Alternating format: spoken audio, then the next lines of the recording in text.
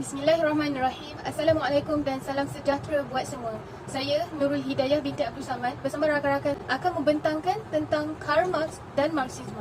Apa itu Marxisme? Marxisme ni merupakan aliran pemikiran yang turun daripada Karl Marx. Marxisme berhubung rapat dengan manifestasinya iaitu komunisme. Dan Karl Marx telah menyusun satu teori besar di mana ia terdiri daripada tiga sistem iaitu sistem sosial, ekonomi dan politik. Golongan Marxisme ni menganggap bahawa secara objektifnya masyarakat manusia ialah satu masyarakat yang terdiri daripada dua golongan iaitu golongan yang menindas dan golongan yang ditindas. Dengan ini, Karl Marx menyatakan bahawa manusia berkembang melalui perjuangan kelas. Satu motivasi awal yang menyebabkan Karl Marx ni mula berfikir secara kritis adalah apabila beliau melihat sendiri kaum buruh dieksploitasikan oleh pihak kapitalis. Seterusnya, konsep perjuangan kelas yang disumbang oleh pemikiran Karl Marx menjadi pendorong untuk kaum buruh supaya bangkit mempertahankan hak kebebasan mereka daripada terus dipergunakan oleh pihak kapitalis. Malahan, ajaran Marxisme juga ternyata telah memberi inspirasi kepada sebahagian besar gerakan pembebasan sosial dan kini beransur-ansur menjadi gerakan politik dan sosial di banyak tempat dan negara. Karl Marx meneliti sejarah manusia pada dua aspek iaitu aspek ekonomi dan aspek sosial. Aspek ekonomi ini memaparkan tahap perkembangan ekonomi manusia yang meliputi kaedah-kaedah mengeluarkan produk keperluan hidup. Faktor sosial pula adalah sifat semula jadi manusia yang suka bergaul. Namun faktor sosial tak berlaku tanpa adanya hubungan secara terus dengan faktor ekonomi. Sebab kehidupan sosial manusia tak bertahan lama melainkan adanya manusia yang mencipta suatu barang untuk kelangsungan hidup. Assalamualaikum, nama saya Muhammad Syarif. Saya akan membentangkan latar belakang Karl Marx. Latar belakang Karl Marx. Dilahirkan pada 5 Mei 1818 di Trier, Prussia, Jerman, berketurunan Yahudi dan membesar dalam sebuah keluarga kelas pertengahan, merupakan seorang ahli falsafah, ekonomi politik dan aktivis sosialis. Pada tahun 1835, menerima ijazah daripada Friedrich Wilhelm Gymnasium. Pada tahun 1836, beliau melanjutkan pengajian di Universiti Berlin dan menyertai pergerakan pemuda Hegelian. Pada tahun 1841, menerima gelaran Doktor Falsafah daripada Universiti Jena. Antara karya Karl Marx yang masyhur ialah Manifesto Komunis dan Das Kapital. Di London pada tahun 1867, beliau menerbitkan karya agungnya iaitu Das Kapital jilid 1 yang mempunyai kandungan tentang teori ekonomi. Selepas itu, beliau terus menulis manuskrip untuk jilid tambahan sehingga beliau meninggal dunia dan masih tidak siap sepenuhnya. Tahun 1883, beliau mati disebabkan oleh penyakit bronkitis dan dikebumikan di perkuburan Highgate, London.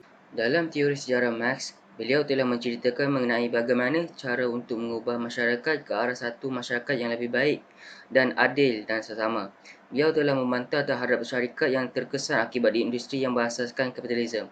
Dengan itu, maklumat utama Karl Marx adalah ke arah masyarakat yang sesama tanpa perbezaan kelas dan ke arah pemansuhan negara yang dianggap sebagai alat paksaan dan pemerasan. Produktiviti manusia tidak banyak membekalkan yang mencukupi untuk keperluan harian yang boleh membebaskan manusia daripada compulsive toil. Compulsive toil adalah istilah mengenai keperluan manusia bekerja tanpa henti yang hanya untuk hidup. Karl Marx membenci manusia yang dipaksa bekerja keras hanya untuk memberikan keuntungan kepada pemodal, dan Karl Marx menganggap sistem kapitalisme adalah punca utama kepada ketidakadilan dan kemiskinan masyarakat. Ekonomi determinisme telah timbul dalam fahaman Marxisme. Ia adalah satu kepercayaan di mana semua ciri sosial dan politik ditentukan oleh persekitaran ekonomi. Kepercayaan ini telah menunjukkan bahawa sumber utama manusia adalah ekonomi. Dengan itu, Karl Marx telah menumpukan kepada nilai lebihan atau keuntungan, dengan kata lain iaitu surplus value. Masyarakat dahulu menunjukkan bahawa pekerja menghasilkan produk tetapi dibayar hanya sedikit dan tidak setimpal dengan tidak perlu. Teori nilai buruh adalah mengenai bilangan tenaga buruh yang digunakan merupakan penentu kepada harga untuk masa panjang. Dengan itu, Karl Marx menekankan betapa pentingnya nilai buruh ini kepada masyarakat tersebut. Dalam sosial pula, Karl Marx telah membahagikan masyarakat kepada dua bahagian iaitu base dan structure. Base adalah golongan pekerja yang terlibat terus dalam proses pekerjaan, dan structure adalah orang yang tidak terlibat terus dalam proses tersebut seperti majikan. Golongan base akan memberikan keuntungan kepada golongan structure dan golongan base hanya dapat gaji daripada pihak structure. Seterusnya, saya akan membincangkan mengenai falsafah Karl Marx dari segi materialisme. Bagi Karl Marx, falsafah tidak boleh statik, tapi mesti selalu mengalami perubahan berdasarkan perbuatan dan idea sampingan yang dijadikan sebagai hasil akhir. Dengan itu, beliau telah menggabungkan materialisme dialektika dengan materialisme sejarah ke dalam ajaran Marxisme. Ajaran ini merupakan ajaran yang menghuraikan kehidupan manusia dengan dikuasai oleh keadaan ekonomi yang bersifat kebendaan. Karl Marx berkeyakinan bahawa seluruh manusia akan menuju kepada keadaan ekonomi tertentu iaitu komunisme. Seterusnya, kapitalisme. Karl Marx sangat menentang sistem ini. Marx menggunakan berbagai argumen untuk membuktikan bahawa sistem kapitalis adalah harus ubah. Pertama, daripada segi moral. Marx melihat bahawa sistem kapitalis menyumbang kepada ketidakadilan dan akhirnya membawa masyarakat kapitalis ke arah ekonomi dan sosial yang tidak adil dalam pembagian kekayaan dan kemakmuran. Seterusnya, daripada segi sosiologi, Marx melihat wujudnya konflik antara kelas. Dalam sistem kapitalis, adanya kelompok pihak pemilik modal yang menguasai kapital dan adanya kelompok pihak kaum buruh yang dikenali sebagai kelas proletar yang menduduki kelas bawahan dan juga ditindas. Dan akhir sekali, daripada segi ekonomi, Marx melihat bahawa pengumpulan kekayaan di tangan kaum kapitalis memungkinkan tercapainya pertumbuhan ekonomi yang tinggi. Namun, pembangunan dalam sistem kapitalis hanya memberi kesan kepada satu pihak saja, iaitu pihak pemodal, dan tidak kepada pihak buruh. Seterusnya adalah sosialisme. Sosialisme adalah penerus kapitalisme di mana sosialisme akan menggantikan kapitalisme sebagai cara hidup. Sosialisme adalah berlawanan dengan kapitalisme. Sebagai contoh, jika kapitalisme menekankan eksploitasi terhadap alam demi keuntungan segelintir manusia sahaja ataupun hanya kelas atasan, namun sosialisme menekankan pemeliharaan keharmonian dengan mengambil kira semua jenis lapisan masyarakat. Seterusnya, jika kapitalisme menggunakan upah sebagai alat untuk masa buruh bekerja, namun sosialisme menggunakan alat-alat kesejahteraan sosial untuk membantu menambah baik kehidupan buruh. Assalamualaikum warahmatullahi wabarakatuh. Nama saya Ahmad Arif bin Jelani. Saya akan membentangkan tentang kesan positif yang telah dibawa oleh Karl Marx. Pertama, Karl Marx telah menghasilkan beberapa karya agung. Antaranya ialah Critique of Hegel, Philosophy of Right pada tahun 1843. Kedua, Karl Marx telah membantah sekeras-kerasnya ekonomi kapitalis. Hal ini kerana mengecilkan gaji pekerja dan mengawalkan keuntungan. Beliau juga mengatakan bahawa kapitalis seolah-olah merompak bakat dan kerja buruh.